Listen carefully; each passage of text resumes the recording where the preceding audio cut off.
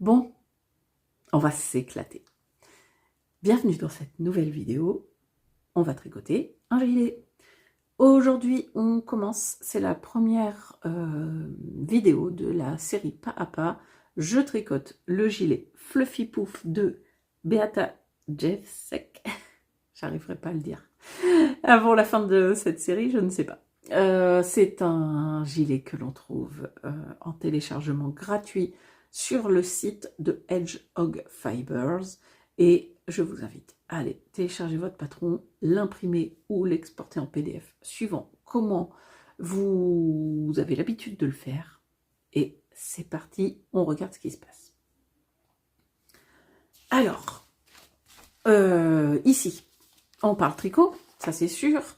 C'est ma chaîne, la chaîne YouTube Minimalou, sur laquelle il y a des vlogs, des podcasts, des lives, mais aussi des séries de vidéos pour tricoter un patron de A à Z, voilà, avec, je vous détaille les étapes, et si j'oublie des détails, et si il y a des choses que je n'ai pas assez bien expliquées, vous mettez vos questions en commentaire. Vous pouvez aller aussi discuter sur le Discord que j'ai créé à l'occasion de ces vidéos pas à pas.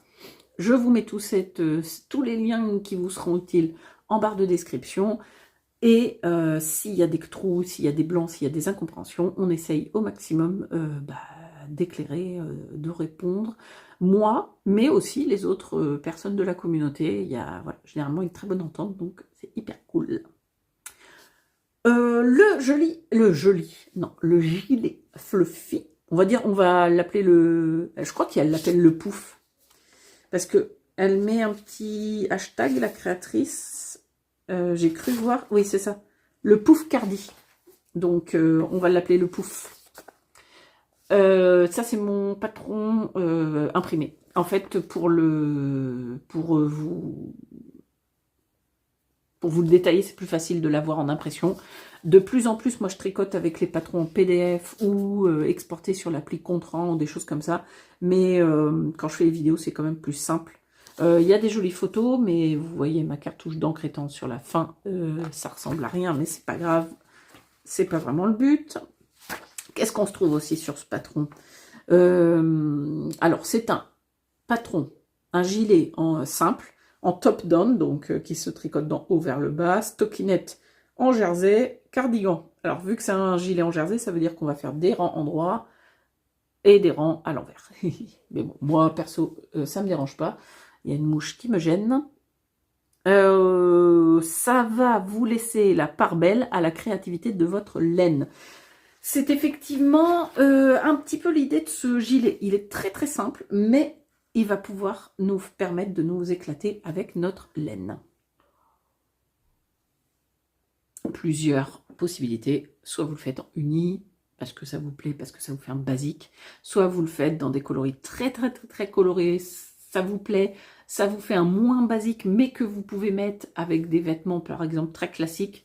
Un jean, un t-shirt noir, et vous mettez un gilet très coloré dessus. Soit ça vous permet de faire des rayures, soit ça vous permet de faire un fade, c'est-à-dire que vous allez prendre plusieurs couleurs, des couleurs qui vont un dégradé. Soit vous allez mélanger deux fils, et du coup, en alternant les mélanges de fils, ça va vous faire un fade un peu différent. Il y a plein de façons. Ce qui est bien avec ce type de patron simple, c'est que soit on se refait un basique, soit on s'éclate, soit enfin, ça permet vraiment une créativité. Donc c'est très cool. Vous pouvez faire, trouver votre combinaison de couleurs qui vous rend heureux. Qu'est-ce qu'elle me raconte après? Oui, alors, elle, par exemple, elle a gardé une fingering, j'ai l'impression, si je comprends bien, et elle l'a mélangé avec plusieurs mohair, enfin un mohair le même, mais de 3 couleurs différentes. Et elle a, dans les transitions de mohair, elle a fait ce jeu de fade. Alors, petite précision directement. C'est un gilet qui se tricote avec un fil de fingering doublé avec un fil de mohair. Ça, c'est comme ça que le patron le propose. Ce qui fait un fil, fingering plus lace est égal à peu près à une épaisseur DK.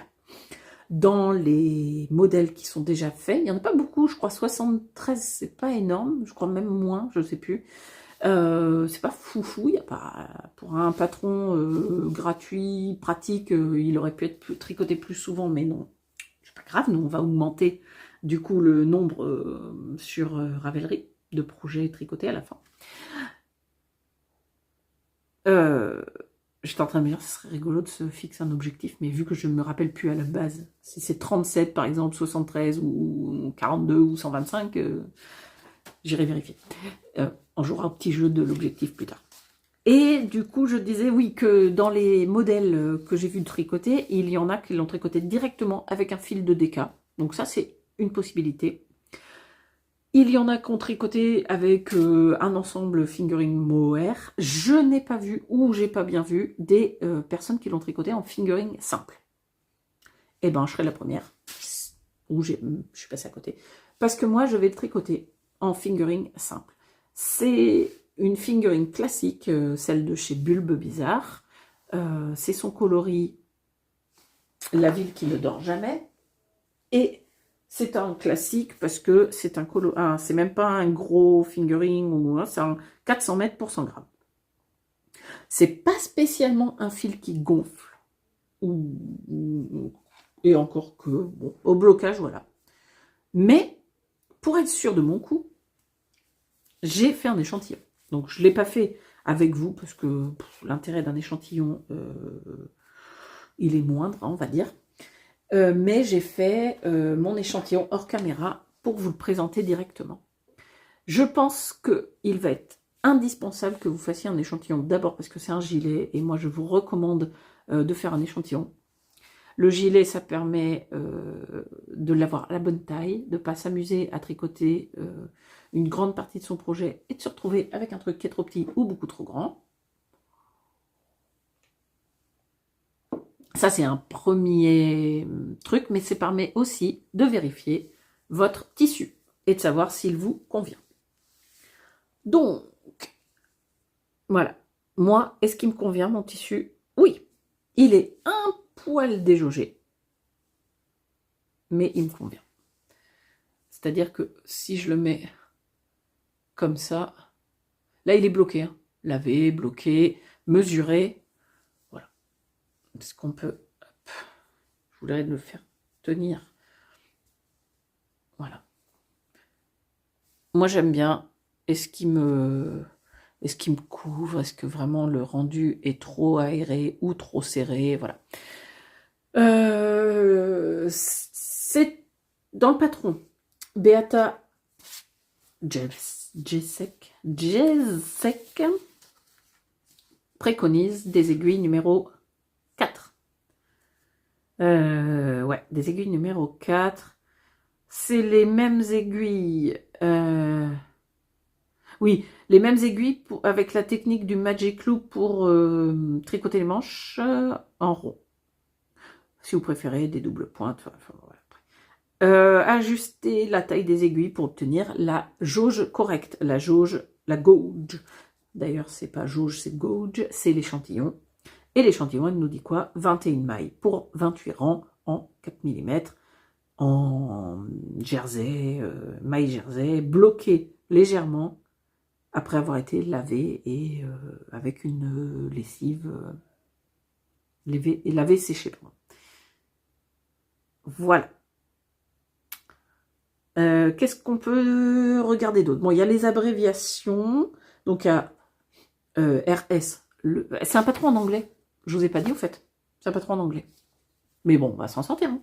Du coup, on est là pour le tricoter ensemble. RS, côté endroit. WS, côté envers. Right side, wrong side. K, c'est knit, tricoter maille à l'endroit. P, purl, tricoter maille à l'envers. ST, c'est stitches, c'est une maille. Et là, pour les augmentations, ce que nous, on appelle AIG, augmentation intercalaire gauche, ou AID, augmentation intercalaire droite en français, là, elle les appelle M1R, M1L. Je sais que ça s'appelle autrement aussi, je crois qu'on peut les retrouver dans d'autres abréviations, mais là, quand on regarde la définition de M1R et M1L, C'est ça. C'est piquer la barre, la maille entre la maille que vous venez de tricoter et celle que vous allez vouloir tricoter. Passer l'aiguille du devant au derrière ou du derrière au devant, suivant quelle augmentation vous voulez faire. Et ensuite tricoter avec le devant, enfin, le fil devant ou le fil derrière. Et ça crée une maille. Voilà. Donc c'est une augmentation. M1R, M1L, c'est augmentation intercalaire droite, R pour right, et augmentation intercalaire gauche, L pour left. Oui, c'est ça. Right, c'est droit, et left, c'est gauche. K2 together, c'est tricoter en droit deux mailles ensemble. P2 together, P2 together, c'est tricoter deux mailles ensemble à l'envers. K toujours pour endroit, P pour envers. PM, placer un marqueur. Voilà. Vraiment, en termes d'abréviation, il est très simple, ce qui veut dire aussi que le tricot est très simple. C'est pour ça que pour un premier patron d'anglais, c'est pas mal. Ça va vous permettre d'avoir... Enfin, si même vous comprenez pas les baragouinages qu'elle fait entre les instructions, là, par exemple, il y a un gros texte. Quand c'est les textes en anglais qui vous gênent, il y a un grand texte, c'est The Fade Effect. Donc, comment faire un effet de fade, donc de dégradé. Bah, si vous voulez pas le faire comme ça, vous n'avez pas besoin de lire tout ça. Déjà, on comprend pas, mais c'est pas grave. Tips. Tips, on connaît mieux ce mot maintenant en anglais parce que ça se dit beaucoup en français. C'est astuce pour son fade. Après, on a les mesures. Il faut faire attention, le tableau de mesure, il est très intéressant, mais il est en inch. Hein, donc, il faut faire la conversion en centimètres. Voilà. Et après, ben, c'est pas compliqué. Tuck, begin. Donc, on commence, on castonne. Voilà. Est-ce que j'ai oublié quelque chose? Je ne sais pas. Moi, ce que je vous propose, c'est d'aller sur le site Hedgehog Fibers. Enfin, vous allez sur Ravelry, si vous passez par Ravelry, vous tapez Fluffy Pouf, vous trouvez la fiche produit, ça va vous dire ce modèle est disponible gratuit, vous cliquez dessus, ou free, je ne sais plus comment c'est écrit, vous cliquez dessus, ça vous fait arriver sur le site Hedgehog Fibers. Il faut vous créer un compte, ou pas d'ailleurs, je ne sais plus. Bon, bref, c'est pas grave. Si vous créez un compte, c'est juste une adresse mail avec un mot de passe que vous générez, et puis hop, c'est parti. Par contre, faites attention, on a été plusieurs à avoir le souci, il y a une personne qui l'a marqué sur le Discord, et moi ça m'est arrivé, ça ne marche pas parce que quand on clique sur Download, ça ouvre une fenêtre pop-up, et avec Google Chrome, elle ne charge pas correctement cette fenêtre. Donc du coup, mon mari m'avait préconisé de passer sur Edge, Microsoft Edge, ancien Internet Explorer par exemple, ou je ne sais pas, sur Firefox, faudrait essayer, ça marche. Moi, sur Edge, ça a marché. Ça vous fait une fenêtre pop-up. Vous rentrez votre adresse mail et vous cliquez sur Submit, qui veut dire soumettre. Et clac, vous recevez votre patron. Vous le téléchargez directement, vous le recevez par mail, je ne sais plus. Bref, voilà. Ça se passe bien, mais faites attention, il y a ce petit problème avec Google Chrome. Voilà. Pour aujourd'hui, je vais, aujourd'hui là tout de suite maintenant, pour vous, c'est pas la fin de la vidéo, mais moi je vais arrêter pour aujourd'hui, parce que je vais faire autre chose, mais vous, je vous laisse faire votre échantillon. L'échantillon, moi je ne l'ai pas fait sur 10 cm en hauteur, mais je l'ai fait sur 6 ou 7, comme ça, ça me permet, moi, toujours de bien mesurer au milieu. Là, voilà, bon là c'est mal fait hein, parce que je suis pas à plat, mais là vous le mesurez au milieu, et après, moi je fais toujours, maintenant, au début je le faisais pas, mais maintenant je fais comme ça, je trouve que c'est pas mal. Ouais, voilà. Et je multiplie par 2. Là, aux 5 cm, j'ai 15 rangs. Donc, elle dit 28 pour les 10. Je suis un tout petit peu au-dessus, mais je suis pas sûre que ça soit gênant. Parce que la hauteur sous emmanchure, machin, généralement on ne tricote pas en rang. Ça serait peut-être pour le raglan, il faudrait faire attention à ce que mon raglan... Oui, c'est une construction raglan en fait. Je suis en train de me dire le raglan, mais... Oui, c'est une construction raglan. Voilà, il faudrait que je fasse attention que mon raglan ne soit pas trop profond. Mais bon, je n'ai pas trop de doutes. Par contre, ce que je suis sûre et certaine, c'est que je suis à 21 mailles au 10 cm en largeur. Donc ça, c'est cool, c'est ce que je veux. Maintenant, il ne me reste plus qu'à vous laisser faire votre échantillon, vous le laissez mesurer, et on passe ensuite au caston de nos mailles. Allez, à tout de suite. Alors, des aiguilles 4 mm, un câble, pour l'instant un tout petit. Le plus petit que j'ai, je crois que c'est les 30 cm, je crois. Non. Si, 30 cm. Mes aiguilles, elles font 13 cm. Pour le début d'un gilet, ça suffit amplement. On branche nos aiguilles hop, à notre câble et on est prêt. Je vais même les protéger aiguilles, vous voyez.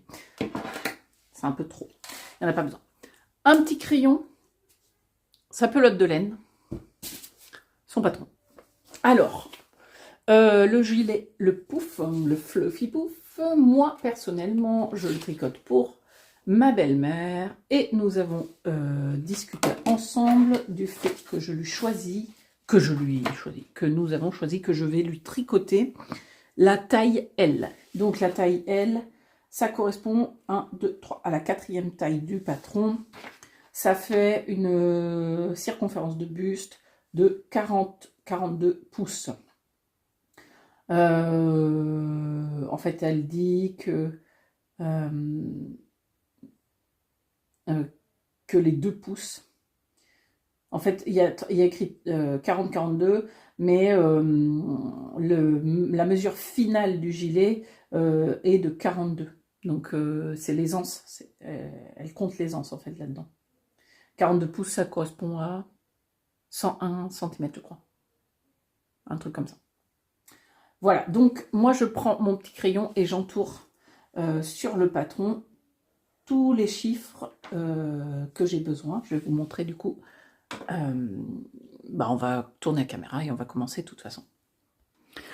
Du coup, voilà. Moi, j'entoure tout ce qui est les mesures par rapport à la taille L pour les instructions. Donc, alors, je sais pas comment mon patron il s'est imprimé. 1, 2, 3, 4 ou 3, 4. Donc, c'est pas ça que j'ai besoin. Les instructions, elles commencent comme ça. Pardon, excusez-moi, j'ai un œil qui me gratte. Ah oui, non, ça on a dit que c'était par rapport aux feuilles d'effet, que ça c'était les mesures. Et ben voilà, on arrive au début. Begin at the top, donc commencer par le haut. Caston, alors, 1, 2, 3, 4, pour moi, je vais être à 62 mailles. Blablabla, 1, 2, 3, 4. Tout ça, c'est les mêmes. 1, 2, 3, 4. Ça permet... Ah mais non, attendez. Parce que je trouve que c'est... Pourquoi il y a un astérix? Ah non, c'est pour donner le nombre de mailles. Il n'y a pas un astérix d'ailleurs, c'est pas une... Comment on appelle ça déjà? Une accolade? Voilà, ça va bien. 1, 2, 3, 4. Bon, enfin, je vais pas vous faire tout le patron, hein.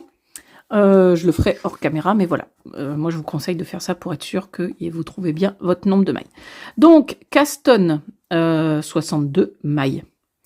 Comment vous castonnez ça? Visiblement, aucune indication. Bah, écoutez, ça veut dire qu'on va faire comme on veut.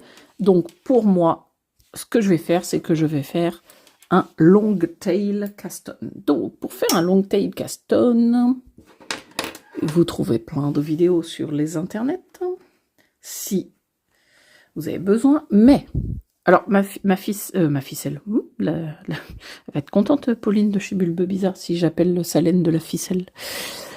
Ma laine est un peu machin, là. Blablabla. C'est la fin de la journée, après avoir bossé. Je perds mes mots, je ne les trouve plus. Elle est toute gondolée, frisée, parce que j'ai défait mon échantillon. Mais c'est pas grave, moi ça me gêne pas. En plus, on est vraiment sur le début, on est sur le caston. Donc, je fais une maille.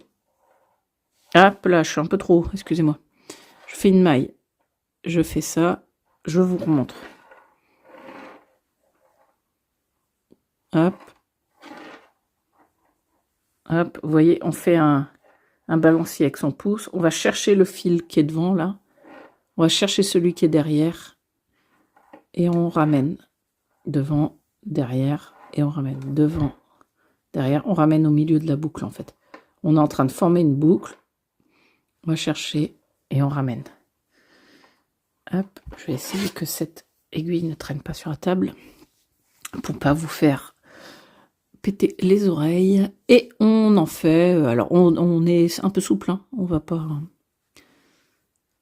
comment trop serré, et on en fait 62, donc on a le temps là. Pour l'instant, on n'est pas obligé de compter. Moi, quand c'est comme ça, 62, c'est un nombre assez important pour que je me prenne pas la tête à compter dès le début.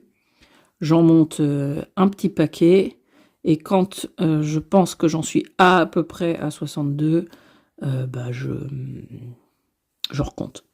J'ai pris largement de fil pour pas en manquer, parce que ça, c'est un truc qui me saoule. C'est de monter 60 mailles et de pas avoir assez de fil pour à la fin. Alors ça, j'aime pas non plus. J'ai trop lâché trop vite. Oui, je vais pas monter 60 mailles et à la fin me dire ah, j'ai plus assez de fil pour 2 mailles. Je préfère prendre large et je coupe un bout. On n'est pas non plus. Enfin, des fois on joue à Yarn Chicken et on est effectivement à 1 mètre de fil près. Mais voilà, on va essayer d'être bien dans les clous pour tout ce cardigan. Je n'ai pas regardé combien elle vous. Ah oui, non. Il n'y avait pas le nombre de mètres utilisés. Il y avait le nombre d'écheveaux, mais pas le nombre de mètres. Est-ce qu'il y a le nombre de mètres qu'elle utilise pour ses... Non, elle dit 4. Mais dans le patron, là, c'est pas noté combien de mètres précisément. Enfin, 3 ou 4, suivant la taille, ou 5. J'ai pas été regarder dans les projets si combien les gens utilisaient de mètres. Ah mais oui, mais en même temps, je sais pourquoi j'ai pas été regarder dans les projets. J'ai été regarder dans les projets, mais ça correspond ça correspond pas vraiment, parce que moi, vu que je le tricote en fingering simple, sans le doubler mohair, sans pas en déca, je me suis dit que ça serait peut-être pas très pas réaliste, mais bon, après ça me donnerait une indication. Déjà, si je regardais combien les personnes ont tricoté en mohair, en fingering, ça pourrait me donner, mais bon. 1, 2, 3, 4, 6, 8, 10, 12, 14, 16, 18, 20, 22, 24, 26, 28, 30, 32, 34, 36, 38, 40. Allez, je coupe et je vous retrouve quand il y en a 62. 62 mailles. Pardon, je vous ai bousculé. Voilà. Il me reste, de la traîne, mais je le couperai. Voilà. Et puis je garderai le fil pour si j'ai besoin de mettre en attente des choses où voilà, ça peut me servir. Alors, qu'est-ce qu'on fait maintenant en setup row? Ça veut dire rang de mise en place. Donc, P1, ça veut dire front. P1, front. Ah oui, ça va être le devant. P1, ça veut dire tricoter une maille envers. Ça va former notre devant, placer un marqueur. P4, donc 4 mailles à l'envers. Ça va former une épaule, placer marqueur. P52, ça va faire le dos, placer marqueur. P4, ça va faire les épaules, placer marqueur. P1, qui va faire le devant. Alors, des marqueurs, on se sert de nos marqueurs. Alors, vu que les premiers que j'attrape, c'est ceux-là, et ça sera ceux-là pour l'instant. Je les changerai plus tard si j'ai envie. Mais pour débuter, ils sont bien parce qu'ils prennent pas trop de place par rapport au tricot. Eh bien, vous savez faire, je pense, des mailles envers. Vous savez compter. Donc, je vais pas vous montrer tout le rang. Mais dans l'idée, vous faites P1. Hop, on tire un petit peu. La première maille. Tchouk, on place un marqueur. Après, on a dit combien P1, placer marqueur. P4. Alors, P4, logiquement, mais bon. On va faire en France, en franc, traduction française. 1, 2, 3, 4. On place un marqueur et après P, P52, 52. Je vous retrouve au bout des... Hop, voilà. Pas avoir des marqueurs trop encombrants au début pour pas se prendre la tête avec le marqueur vu qu'il n'y a pas beaucoup de matière de tricot. Je vous retrouve à la fin du rang de mise en place. À tout de suite. Alors, un bretzel et une chips de pommes plus tard, parce que j'avais faim. En fait, bon bah il n'y a plus rien, mais je m'étais mis une petite gamelle avec des chips de pommes et des bretzels pour le goûter. N'importe quoi, c'est pas un goûter, mais j'avais envie de ça. Et vous vous en fichez complètement. Vous êtes là pour tricoter un gilet. Rang 1. Sur le côté endroit. Le devant du gilet, du coup. K1. Tricoter une maille à l'endroit. M1R. Ça va être notre augmentation intercalaire droite. On va glisser le marqueur. K2. M1L. Augmentation intercalaire gauche. M1R. Augmentation intercalaire droite. K2, slip marker. Bon, bah écoutez, vous savez quoi? On va suivre le... Je suis coincée. Qu'est-ce que j'ai fait? J'ai coincé mon fil dans mes boutons de gilet, d'accord. Ok, il va falloir que je la coupe cette traîne, mais bon. K1. On fait... augmentation intercalaire droite. Donc, il faut aller prendre... Alors là, je ne sais pas si vous allez voir grand-chose. Si. Il faut aller prendre le fil, voilà, en étant augmentation intercalaire, j'ai dit quoi? R, droite. Donc, droite, c'est 2. Devant. Attendez, je vais vérifier que c'est bien ce qu'elle dit, M1R. Pick up the bar between the last stitches you knit and the one you are about to knit, bringing the needle from the back to the front. Ah non, de l'arrière vers l'avant. Oui, bah oui. Et de l'arrière vers l'avant et tricoter par l'avant de la maille. Ok. Alors, dans la R, c'est ça. C'est dans l'autre sens. On va de l'arrière. C'est bien ce que je faisais au début en plus. On récupère notre maille de l'arrière vers l'avant et on tricote comme ça. Avec l'avant.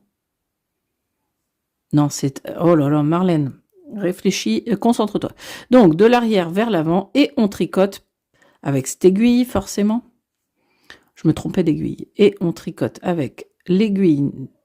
Alors, il faut dire que c'est que là, il n'y a pas beaucoup de mailles, il n'y a pas beaucoup de matière et c'est très, très, très, très délicat pour tirer un peu. Je prends mon fil avec de l'arrière vers l'avant, avec cette aiguille-là.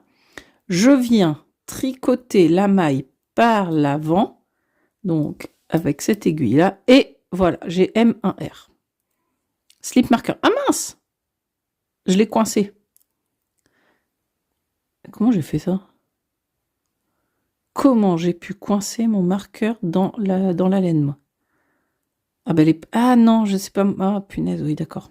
Attendez. C'est parce qu'elle le marqueur, il s'est pris. Voilà. Bon, j'enlève, je le slipperai après. Je le remettrai après. Alors, hop, on recommence. Donc, la barre, elle est là. Je prends la maille comme si elle était par l'avant, mais je sais que je veux m'aider. Hop, ça ira mieux, les augmentations d'après. On tricote là et on glisse le marqueur. Ok, ça c'est bon. Après, K2. Donc, K2, on fait hop, 1. Quand il n'y a pas beaucoup de matière, c'est toujours le plus... M1L, donc dans ce cas-là, c'est dans l'autre sens. On vient prendre la barre au milieu et de l'avant vers l'arrière et on tricote par le brin arrière. Donc, M1L, M1R. Donc dans ce cas-là, hop, on recommence dans l'autre sens, du derrière vers l'avant et on tricote par le brin avant. K2, on s'en serait un peu douté, mais on préfère vérifier, parce que pour l'instant, on ne connaît pas le rythme des augmentations. On glisse le marqueur. M1L, donc, alors, il est où la barre? Voilà. De M1L, on a dit de l'avant vers l'arrière, et on tricote par le brin arrière. Voilà. M1L. K2 marqueur. Alors bah là, on va accélérer la vidéo, hein, parce que là, il y a un peu plus de mailles à tricoter et que ça sert à rien que je vous filme tout. Ah ouais, j'arrive à mon marqueur. Voilà. Et qu'est-ce qu'ils me disent avant de glisser le marqueur? C'est quelle augmentation qu'on doit faire? M1R. Alors, R de l'arrière. Hop. Ici. De l'arrière vers l'avant et on tricote par le brin avant. Ok. M1R. Slip marqueur. K2. Donc, on tricote 1, 2, M1L, donc de l'avant vers l'arrière, et on tricote par le brin arrière. M1R, oui, normal du coup. M1R, c'est de l'arrière vers l'avant, et on tricote par le brin avant. K2. Slip marqueur. Et là, on fait la dernière augmentation du rang qui est M1L. Donc, de l'avant vers l'arrière et on tricote par le brin arrière. Et avant de crier victoire, non, si c'est bon. Et K1. Ok, donc ça, c'est le rang numéro 2. On a commencé nos augmentations qu'on fait du coup sur les rangs endroits. R2, row 2, pardon, rang 2, wrong side, donc côté envers, purl at all stitches, ça veut dire tricoter à l'envers toutes les mailles. Donc ce rang, je ne vais pas vous le filmer, vous faites le rang numéro 2, vous tricotez toutes vos mailles à l'envers, et quand les marqueurs se présentent, et ben vous glissez vos marqueurs. On se retrouve pour le rang 3. Alors maintenant qu'on reprend notre patron, on regarde les rangs 3 et 4, rang 3, right side endroit, et rang 4, rang envers. Donc, repeat row 3 and 4. Répétez les rangs 3 et 4 pendant, alors, 30 fois pour moi, ma taille, jusqu'à ce que vous avez tant de mailles. Alors, 1, 2, moi 68 pour chaque épaule. Et 1, 2, 3, 4, 116 pour moi pour le dos et 33 pour les devants. Donc, on va regarder les rangs 3. Tricoter jusqu'au marqueur, faire votre augmentation, glisser le marqueur, K2, tricoter 2 mailles endroit, faire une augmentation, tricoter jusqu'à 2 mailles avant le marqueur, faire une augmentation, K2, slip marqueur, et ça, faut le faire 2 fois. Puis, tricoter jusqu'à la fin du rang. J'ai rien compris là, comme ça. Alors, non mais, en fait, depuis tout à l'heure, je lis et je me dis, je comprends rien. Donc, on va prendre notre tricot et on va faire étape par étape. Comme ça, on est sûr de comprendre ce que nous demande ce rang 3, qu'il va falloir répéter 30 fois. Donc, ça serait bien qu'on le comprenne. Knit to marker. Donc, ça veut dire tricoter jusqu'au marqueur. 1, 2. N1R. Donc, le R, c'est... Oh là là là là là là. Voilà. De l'arrière vers l'avant. Et on tricote en maille sur le brin endroit. Slip le marqueur. K2. Donc, 1, 2. M1L. Donc, de devant vers derrière. Et on tricote par le brin arrière. Donc, on est bon. Knit-to. K2, M1L. Knit-to, 2 street avant le marqueur. Donc, 2 street, non, 2 stitch. Cheese. 2 stitches. Ok. Donc, il me reste 2 mailles avant le marqueur. M1R. Donc, de l'arrière vers l'avant. Et je tricote par le brin avant. K2, bah oui, forcément, jusqu'au marqueur, du coup. 1, 2. Slip marqueur, ok. Et M1L. M1L.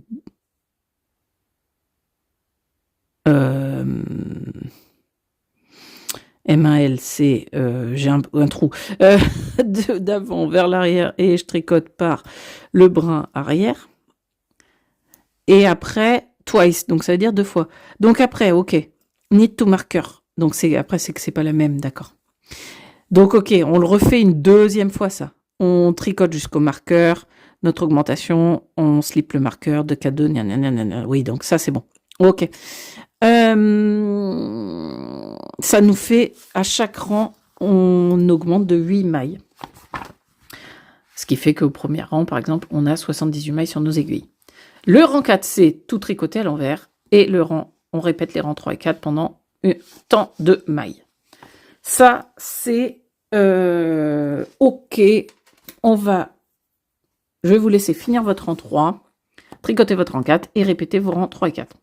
Après, alors moi, logiquement, j'en ai pas besoin pour la taille que je fais, mais pour les personnes qui ont besoin, qui font les tailles 2XL, 3XL, 4, 5XL, vous allez travailler des extras, inclure un peu plus de mailles. Donc, sur le devant, une fois que vous aurez fait ça, vous retrouvez sur un rang RS, vous tricotez jusqu'à une maille avant le marqueur, vous faites votre augmentation, vous tricotez une maille. En fait, vous suivez, c'est la même chose, sauf que vous continuez à faire des rangs d'augmentation. Et les rangs en vert, vous les tricotez à l'envers. Et vous répétez ces 2 derniers rangs jusqu'à ce que vous ayez, alors, 43 mailles. 43 mailles sur le devant pour la 2XL, 48 pour la 3XL, 53 pour la 4XL et 56 pour la 5XL. Tant de mailles sur vos épaules, tant de mailles sur votre derrière. Ce travail est répété 5 fois pour les tailles 2 et 3XL, 7 fois pour les tailles 4 et 5XL.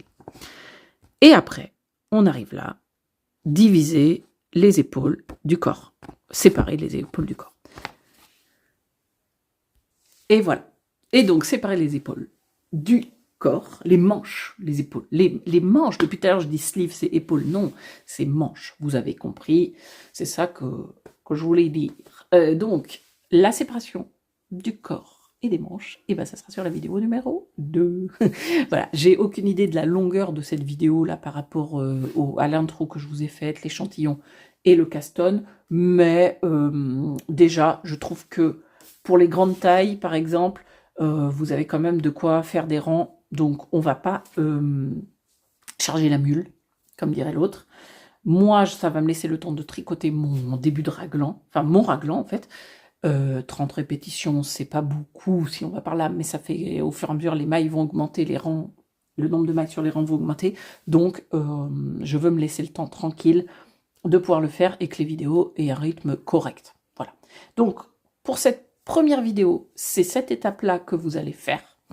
Je vous laisse faire votre échantillon, le mesurer, vous confirmez que c'est la bonne taille ou non, adapter si c'est pas la bonne taille d'aiguille, soit en refaisant un autre échantillon, soit en changeant la taille de votre projet que vous allez tricoter.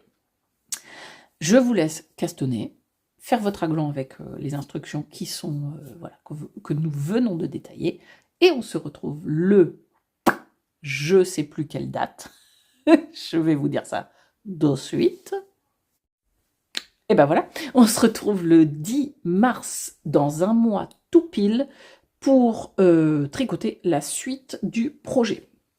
Donc la suite du projet, nous diviserons, nous séparerons les corps du manche, les manches du corps, puis nous ferons le corps.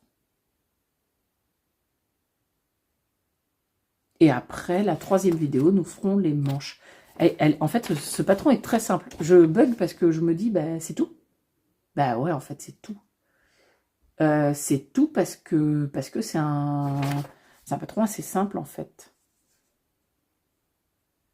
Ouais. Bon, on fera comme ça. Ma foi, ça sera très bien. Voilà, donc pour le 10 mars, la suite des étapes. Je vous souhaite, moi, un bon caston et un bon tricot de votre raglan. N'hésitez pas, si vous avez des questions, à poser vos questions en commentaire. N'hésitez pas à rejoindre le groupe Discord si vous voulez des échanges entre tricoteurs, tricoteuses. Et sinon, bah, amusez-vous bien. Je vous souhaite une bonne fin de journée, une bonne fin de nuit, une bonne soirée, n'importe, un bon week-end. Amusez-vous bien, tricotez bien et à très bientôt. Bye bye.